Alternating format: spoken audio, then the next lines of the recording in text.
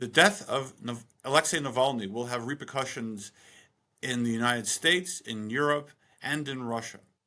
There is no alternative candidate or alternative person in Russia who was so committed to democracy and the rule of law.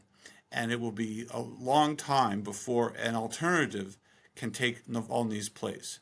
I think that what will be remembered about Navalny is that he was a true Russian patriot.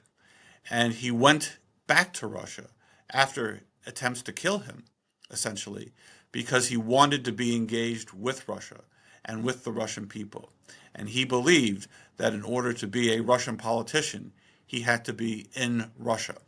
And that, unfortunately, has led to his death. Obviously, Russia is under severe sanctions already, but I think that the United States and Europe will introduce more sanctions because of Navalny's death.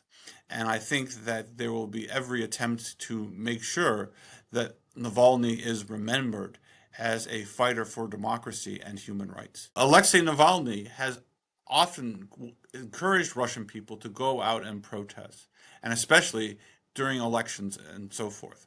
So I think that there is a possibility, depending on how the reaction is, that they will follow Navalny's advice and simply protest not only the death of Navalny, but everything that Putin stands for and has done. There are various attempts to hold Russia accountable for its crimes in Ukraine, whether it's the crime of aggression, whether it's reparations, and so forth.